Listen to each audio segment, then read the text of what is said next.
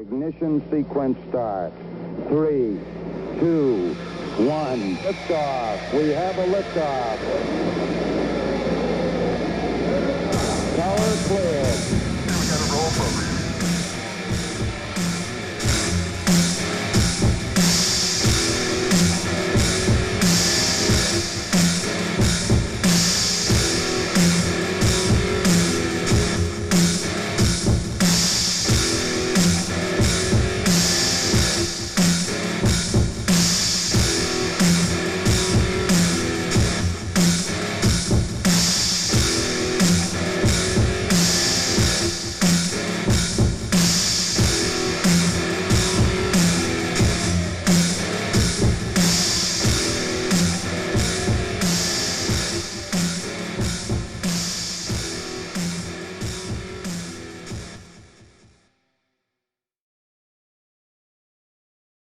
Welcome, friends, to the Pioneers of the Independent Networks. I'm your host, Ricky Blues.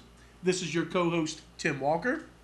Back again. Back again. Back in the saddle. And Tim, don't look now, but there are smoke coming off your heels.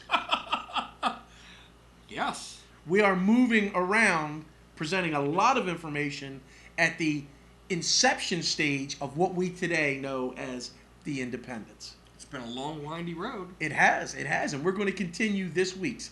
So, if you've joined us in the past, you know that we present you all the personalities, the matches, the feuds, the promotions that populated the Mid-Atlantic independent wrestling scene from the 1980s to today. 4 decades worth of material. And on this arcing episode, we're continuing our look at the inception, the birth of the Indies. Tim, last week, our final stop on the tour of the Mid-Atlantic was West Virginia.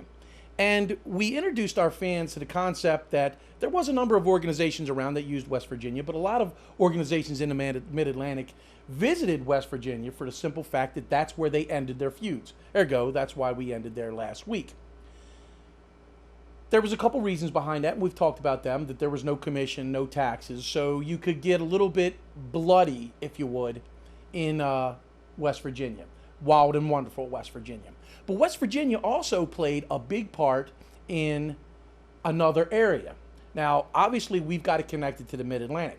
But if you take a look at the Pittsburgh tri-state area, if you're talking wrestling and you're talking the 1970s and 1980s, we got to mention that the Pittsburgh tri-state area, which included, at that time, obviously, Pennsylvania, Ohio, and West Virginia, there was a number of organizations and a number of promotions that ran its course through those 3 states.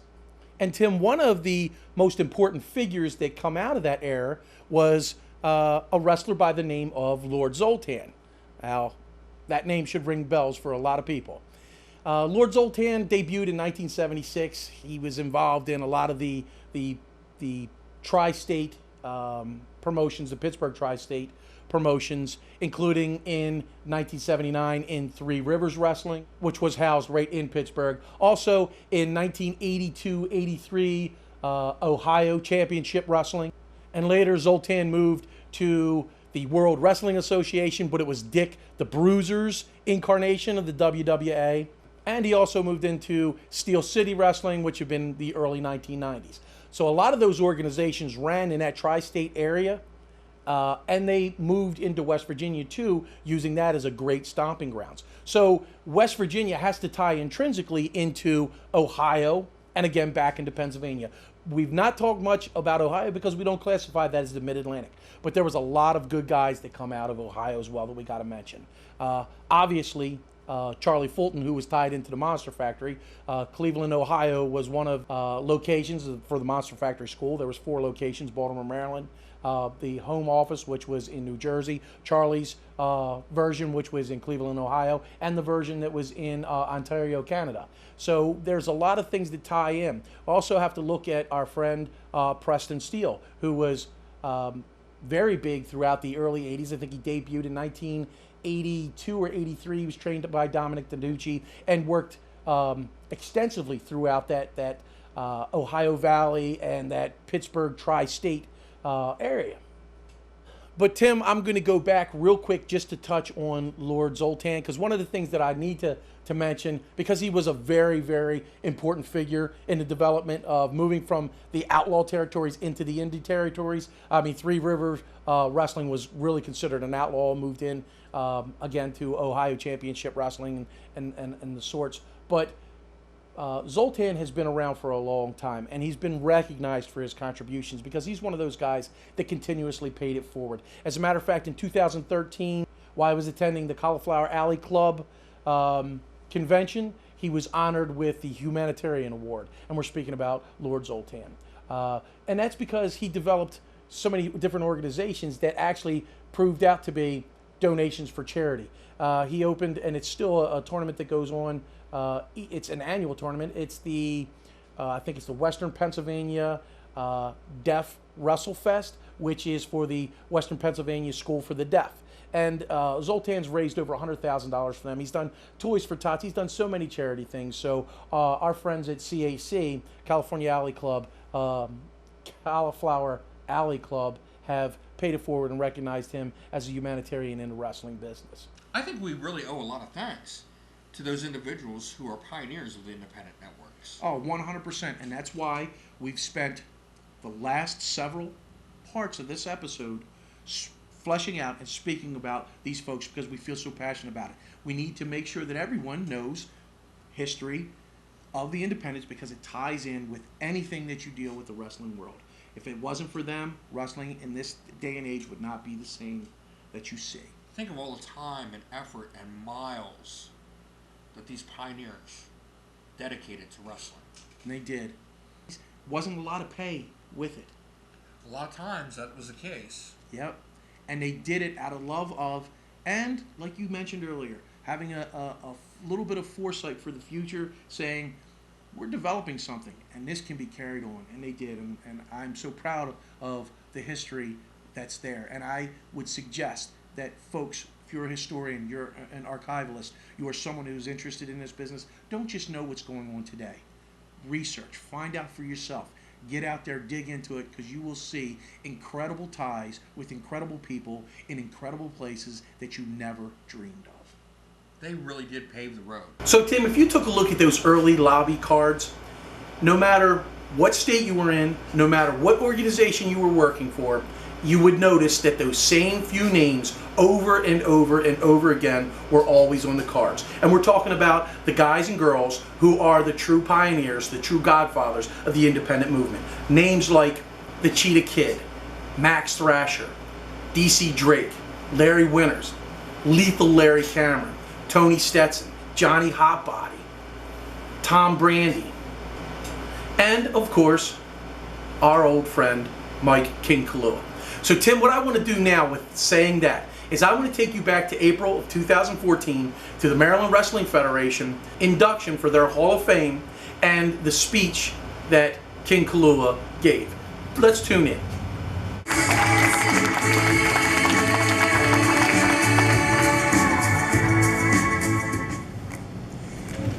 Well, normally I would say shut up right about now. But since I have to be a fan favorite today, I'm going to dispense with that and just say, first of all, thank you very much to Brian for putting this whole thing together. Barry, thank you for raising a son who you could be proud of and respect, has flown down to him, and he really represents what this business should all be about.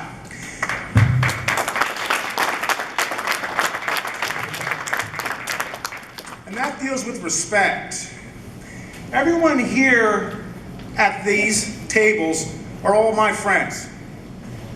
Some of these friends I haven't seen in 15 or 20 years, but you know what? We can recall things like who did what, who broke what, who left with whomever that night at the bar we were at, all right? Who got hurt, who did this. And this is stuff that after 15 or 20 years, we still remember like it was yesterday. Now, my wife will ask me, what did you eat for dinner yesterday? I have no clue. But when it comes to wrestling, it's something completely different. Now, if you're a pro athlete like a football player, you have maybe a 4-year shelf life. Maybe 5, 7, 10 years if you're lucky. If you're wrestling, you're in this for life. Right, Nikolai? All right, I'm sorry if I woke you up, Nikolai. All right? Are you okay? All right. Yeah, you're in Maryland, okay? All right, but that's the type of weird, sort of big, dysfunctional family that we are. You know, we're a family. I've met people here that, you know, I know them from Ohio, okay? And I know somebody else, he's from Virginia. And somebody else grew up in New York. But you know what? We're all, like Stroh said, we're all intertwined. We're all in this business together. Alpha the Wild Samoan said to me one time, and this really sort of stuck with me. He said, "Brother, you were born in this business and you'll die in this business." And you know what? That's fine with me. I mean, obviously I don't want to die in the ring, but however, a couple of times maybe I thought I was going to do that if I blew up a lot. But other than that, again, this is what we do. This is what we are. People, it never gets out of your blood. You never retire from wrestling. Well, we say, yeah, I'm not going to wrestle anymore until the next phone call happens. Like, well, yeah, maybe I won't take that booking. All right, but again, I would like to thank everybody who's here. I'd like to thank the wrestling fans because you are what makes this happen. And it's the live wrestling shows that make this happen. You can watch it on the internet, but you know it's not the same as being there in person. And hopefully that's what the indie wrestling offers. You can come out and you can see wrestlers, you can touch them. Well, maybe you can throw stuff at them if they're me. But that is what wrestling's about. It's not watching it on the computer, it's watching it live. And that's what indie wrestling is going to bring. Okay, so I'll hopefully kept it short enough. But thank you, everyone. I'm glad you made it out. Brian, again, thank you. The rest of my wrestling brethren up there, thank you all for what you bring. Continue to bring, even after all these years. Thank you very much.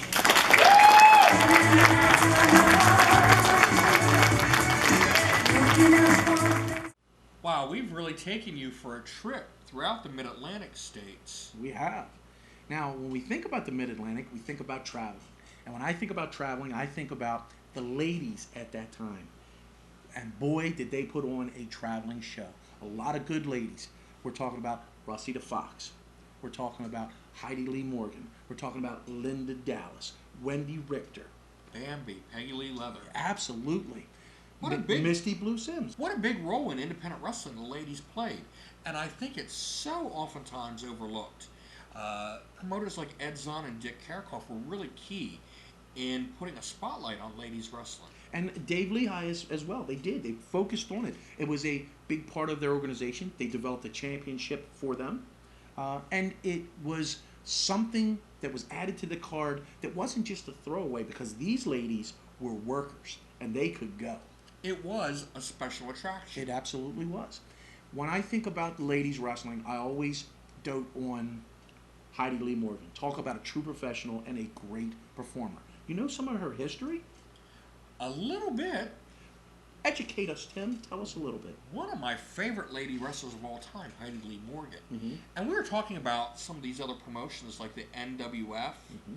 I certainly remember Heidi Lee Morgan and Wendy Richter's feud from the NWF, which accounted for a lot of television time for those two ladies. And this is right after WrestleMania 1 when Wendy Richter and the Fabulous Moolah went to town. And Moolah ties heavily into this story. Heidi made her debut at the age of 10. 10? As a ring valet for her father, Lester Morgan. 10? Les Morgan. Yes, at the age of 10. Wow, that's so young. It is, as a valet. She grew up in the business. She did. Wow. 8 years after she makes that debut, her father sends her into the Carolinas to be trained by none other than Fabulous Moolah. What a trainer. Absolutely. Heidi emerges. She was actually into the bodybuilding thing at that time, and you could see she was always well prepared for anything that she was involved in. She was an athlete. She was professional. Excellent shape. Excellent shape. She was into the body building and lifting scene, and she was noticed by the biggest man in professional wrestling at that time, Vince McMahon, saying, "Hey, try this wrestling thing," and she did. She continued to developed into probably one of the best draws for a lot of cards and organizations. Such a draw that she main evented independent cards. Absolutely. Such a draw that she had a steel cage match with Wendy Richter. Is so full of moves. She is a very scientific wrestler and sometimes a little bit dirty. You have to watch her tactics. This is her kind of match where there are no holds barred and no disqualifications. Yeah, this plays right into her hands. This is what she wanted. Now she's on her way up the steel cage again. She's going to try to climb out of it, but Wendy Richter grabbing a hold of her. They're both on the side of the steel cage right now. She puts her down on the mat. Wendy Richter, look at the look of concentration on her face. Unbelievable. Heidi fires away at the midsection. Wendy with a forearm to the chest area. Heidi's in trouble. She grabs a hold of her by the arm, flings her off the ropes, whips her into the other side, and a foot to the chest. Heidi in big trouble now. Don't get in trouble with this lady. Wendy is some kind of a wrestler. Well, they both look like they're determined. She is the best there is, no question about it. And if you beat her, you have beaten the best, and you deserve the title of the best. Wendy taking a fall to the ring. Wendy back up again. A shot to the midsection at Heidi Lee Morgan, or the flamboyant one, if you want to call it that. Down goes Heidi Lee. Oh, look at this. What in the world? We're getting ready A slingshot. Oh, my. But once again, Heidi heading for the side of the steel cage. Wendy once again grabbing the leg. Doesn't want her out, because if she hits that floor, it's all over, and we have a new champion. Down she goes. What a match. Excitement by the second here in the National Wrestling Federation for the ladies championship right here. Now held by the one and only Heidi Lee Morgan. Wendy Richter now. I think she's a little confused there. Yeah, I think she didn't know where the door was. Once again, She's grabbing it. She is like 3/4 of the way out of the cage. Dick Worley holding the door open, but once again, Heidi Lee brings her back in. Heidi Lee working on the choke here. Looks like a blatant choke, as a matter of fact. But there are no rules. That's right. I'll tell you, the action Everything is unbelievable. goes. They just haven't stopped since they both got in the ring. Wendy started getting her right away. Now she's hurt. Looks like she's in kind of a bit of trouble here right now. Heidi Lee Morgan, small package. Well, there is no pin here, so I'm not sure what she intended to do. I don't know what that was all about. Heidi to the back of the neck with her boot. Wendy in really some kind of trouble here. Now Heidi Lee Morgan, look at this. I thought she made it that time. She was so close, inches away from getting out of that door. And now, once again, whipped in by Wendy Richter. Boy, Wendy just threw her back in, didn't she? Oh. This is a tough opponent. This Heidi Lee Morgan can really fight here. I'll tell you, this is a knockdown, drag down brawl. Old-fashioned brawl. Look at this. Look at this move. What is she doing? I don't know what she's trying to do. Oh, running away on the stump. Oh, boy. Ooh. I'll tell you something. Looking at this, you can see that Heidi Lee Morgan is one tough customer, but Wendy has the move right now and the upper hand. And she's got that Boston Crab pretty well locked in. Heidi, oh, look at that. A show of strength there by Heidi Lee Morgan. Wendy puts her down to the mat with a face. And once again, Heidi's trying to move up the side of the cage. But then Wendy is grabbing a hold of her, trying to pull her down. She's up, almost up there. Look at this. Now they're both up there. They're both up there on the top rope, leaning up against the cage side. Look, this thing is going to fall. My God. Wendy with a boot. No. Heidi Lee is trying to pull her down. Wendy's trying to hold on. She's trying to get up the side of that steel cage and get out of there. Heidi now going up for the top rope. Wendy now over the top. She is like 3/4 of the way over the top now. Oh, what action. What unbelievable action here in the National Wrestling Federation for the ladies' crown. Heidi hits the deck. Boy, I'll tell you. Wendy gave her a shot. Getting out of there. She's all the way at the top now, trying to get out. They're both weak because of so much action that's been going on here. That just hasn't stopped. Unbelievable. Unbelievable. Heidi hanging on for dear life, trying to pull Wendy back into the ring area. Look at this. Once again. What a shot. What a shot. Heidi hits the deck hard. Look at this. A suplex. Oh, my. Flamboyant Wendy one going is for down the door. and bad. I think she's going to make it. Yes, she does. Wendy did it. Richter is the winner. Wendy Richter, the winner. In a beautiful contest. What a contest. What an unbelievable contest. What an unbelievable contest. Ladies and gentlemen, in 7 minutes, 11 seconds, the winner and still champion, Wendy Richter. You know, by the looks of this thing. Look at this. Oh, Wendy's getting a few shots in here yet. Look at this. Like I was saying, by the looks of things here, I don't think this feud is over yet. Oh, no, I don't think so. This is just beginning. The two of them are fighting it out on the side of the ring now. A body slam on the Oh, that's on outside. the outside yet. Oh, my. Wendy is just tearing her up. Oh, my. Heidi is hurt bad, it looks like. Unbelievable action here at the National Wrestling Federation for the ladies champion. Dick Worley in the middle of things right now. You might Look at this. Look, he took a shot Dick in really the just took a stomach. shot in the stomach. Yeah. A steel cage match between two ladies. Unheard Really of. unheard of at the time. Putting people in seats, money across that table. What an incredible pioneer. A lot of folks are afraid to talk about the ladies because they equate it to what today is or what Glow was. Not even close. Apples and oranges we're talking about. The ladies at the time that we're speaking about, the pioneers, they were workers. And they deserve every bit of recognition as anyone in that business.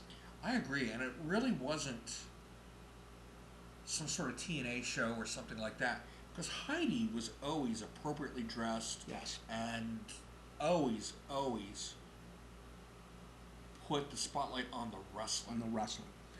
Every organization that we've mentioned here today in that Mid-Atlantic, Heidi was part of. Every one of those organizations traveled across the seas. She's got a ton of experience and made a quick return after she got married, had a child, left the business for a while, make a quick return, and was injured in a freak accident with a younger student at one of the shows, and then left the business, what we thought was permanent, but it wasn't. Her and her family has opened up a wrestling school. It's called Ringmasters Wrestling Academy. They still are tied into this business from generation to generation, and I would say to look for some of her family members in the near future, not only making debuts, but making impacts on the independent scene. I would look forward to that. Absolutely. The co-founder of the Rock and Wrestling Connection, Wendy Richter, coming to the National Wrestling Federation. She says because of the cream of the women's wrestling is here, and Liz Chase is indeed one of them. Wendy going for a quick pin, doesn't get it. Doesn't take more than a back suplex to take Liz Chase down. Liz Chase is one tough cookie.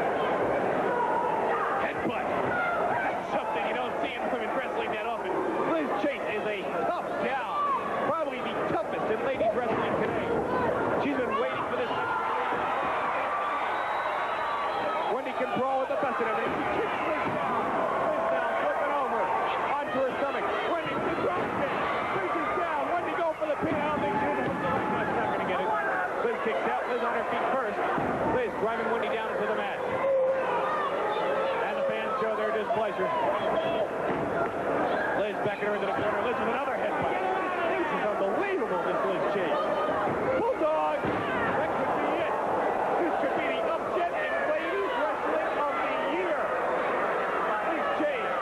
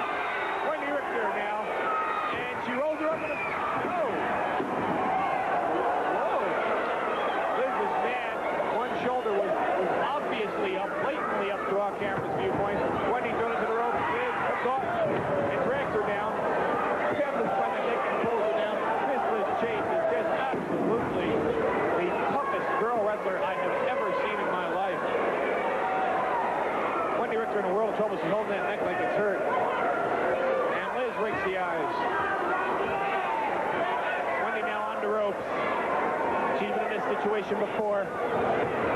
Thrown into the ropes and leapfrog. And she gets it. Oh. Liz rakes the eyes. The only way to get out of that one. Wendy Richter, the former world woman champion, returning to full-time action now. Returning for the first time in 8 months.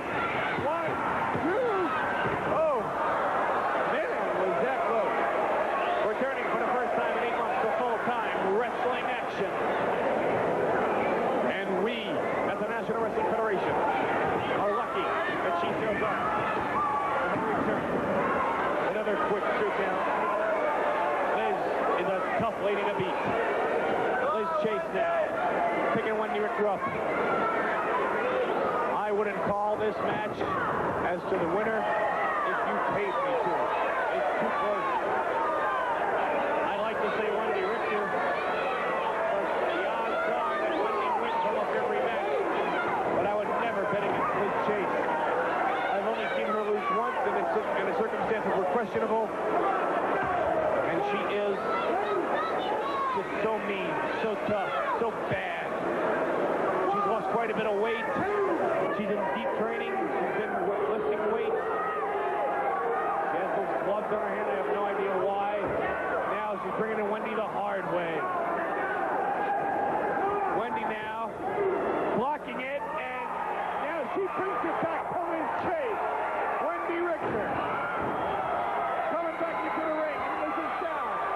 And now Wendy wants a piece of Liz. Now she remembers why they have waited 3 years to fight. Now she remembers the grudge from North Carolina and the Texas terror of women's wrestling. Picks Liz up and drives her into the... And Liz is feeling the effects of that one. Wendy now picking her up, body slam, suplex. That was the most unusual suplex I have seen in a while. Wendy now picking her up again. She says, one more time. Throws her into the rope. Wendy, wrap around clothesline. She beat it. Liz is down. 1, 2. That's surprising. My hat's off to Liz Chase. She is one pet fighter. Wendy now driving her down. Wendy getting upset. Wendy Richter throwing her into the corner. Liz trying to... What is this? Wendy trying to hold her. Oh, punch to the midsection. Down by her here. Wendy Richter now. Pile driver. No. This has been such a pleasure to talk about. I've had such a good time discussing the pioneers of the independent networks and where they came from and the pioneering promotions. Absolutely. I think it's been very interesting, but you're right. We have just scratched the surface. We could be here for weeks just talking about one single promotion. There's no doubt it's incredible history. So we're thanking you for joining us, from me, Ricky Blues, Tim Walker, staying tuned each and every week, staying in tune with this multi-part episode. That's right. Seeing a lot of history unfold, and we're thanking you, and we're reminding you to join us again next week as we take that proverbial stroll down Concussion Lane and bring you one more pioneer.